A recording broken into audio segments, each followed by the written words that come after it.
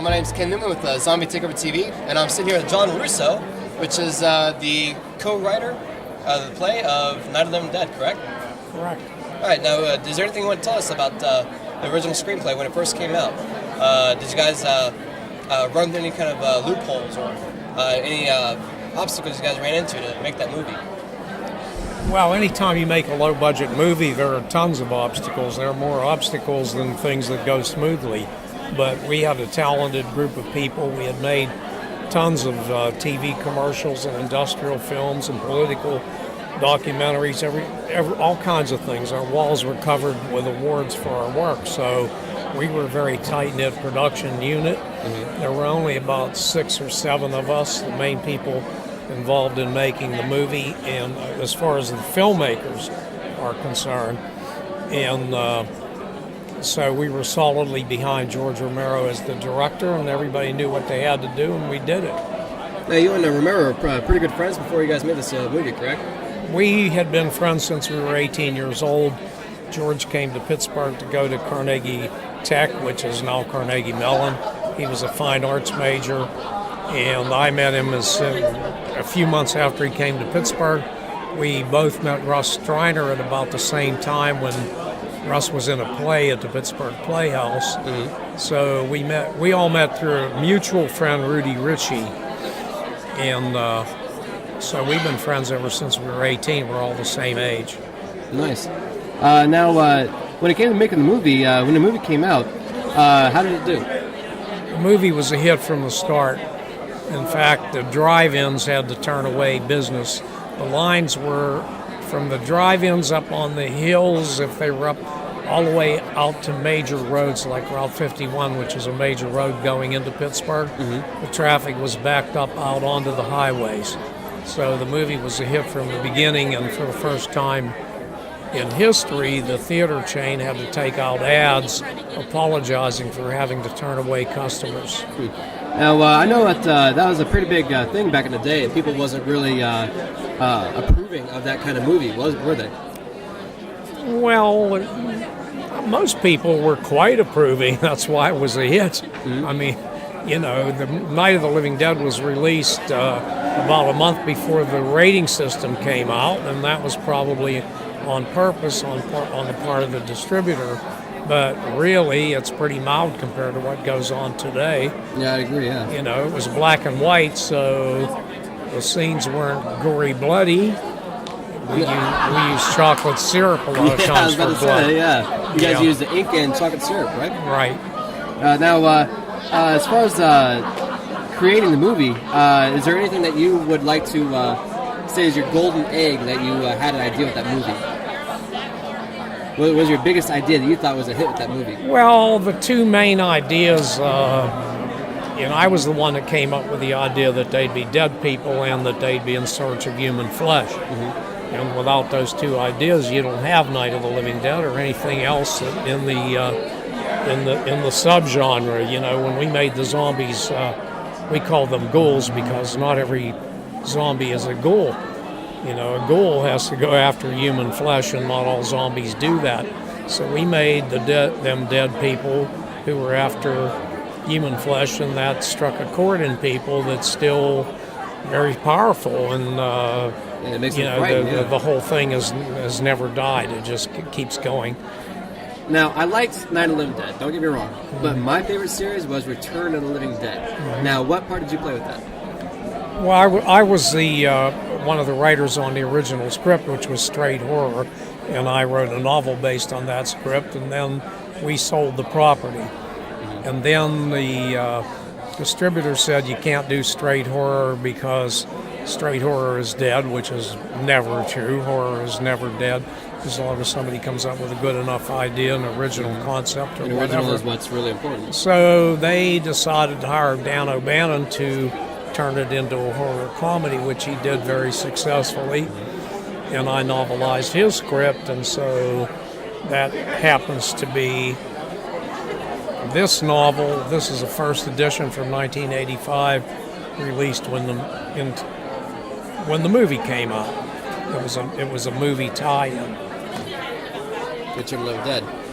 Now, I remember when Night of the Living Dead had the book, and then Return of the Dead was in another series of the book. That makes much more sense. I remember getting in the library, reading it through, and it felt very different. The two books felt very different. What do you think contributed those two books to be different from each other? Well, which books are you talking about? Because there are two Return of the Living Dead novels. One is straight horror, and it's in the same flavor as the original Night of the Living Dead. Then you have the novel that I wrote based on Dan O'Bannon's script. I wrote both of them. Yeah, there's one that you wrote there. There's put both in the same book. Now, when Return of the Dead, now they couldn't be killed, could they? Are you talking about Dan O'Bannon's version or my version? Well, I guess your version they could be killed, right? Yes. And they could be killed in O'Bannon's version, I guess. I don't really remember. I novelized it, but it's been a long time, 1985, since I wrote that novel, and so, I don't go back and reread it, but I don't remember it. All right, now you're working on a new project, correct? I'm always working on new projects. And what is that? What is that? There are many, many things. I'm writing a new novel called Movie Rights, R-I-T-E-S, about a movie director whose wife is murdered by the same method used by his fictional horror character. And so that makes him a suspect. And he has to get to the root of these murders and find out who's imitating his fictional, iconic movie character. He's a character in the vein of Freddy Krueger, sort of, but different, but that kind of iconic character that's been in the original Movie Rights movie, as well as 2 sequels. He's about to direct Movie Rights Part 4. He's also going through a divorce when his wife is murdered. And then he has to solve that murder and exonerate himself and find out who is it that's imitating his character, which is named Simon Rocal. Nice. Well, tomorrow I'm going to be dropping by and we're going to get a picture of that the new published copy, correct? Well, I'm writing that novel now. It's not published. I have a novel that's not a horror film right now. It's one of the best I've written, called Dealey Plaza.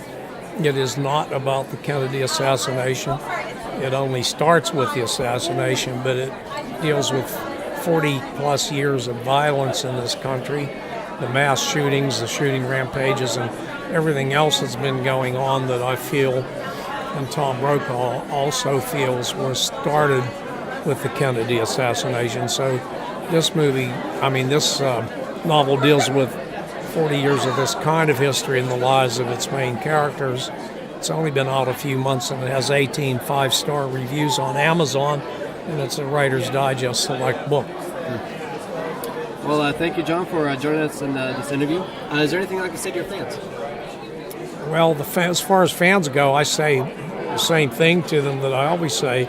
Without the fans, we'd be nowhere. So we really respect the fans, and we're glad to have them and glad to welcome them to conventions such as this one. This is Epic Con. I'll be at Ohio University giving a talk there next week. And I just came from last weekend. I was in Rock and Shock with friends of mine, the band Guar, who were the featured performers, and we had a great time hanging out with them and with Christina Klebe, who's going to have the lead role in my movie Escape of the Living Dead if it ever gets green-lighted. It's hung up by Hollywood Company right now. Well, what's going to get that past the ropes? I don't know. Probably if I cut off a horse's head and put it in bed with him. I think it'd be a good taste of flavor from your side. Well, thank you, John, very much for you're welcome. being on. Thank you. And I hope you enjoy Epicon. Good luck. Thanks. This is Ken Newman and John Russo. This is ZTOTV. Thank you.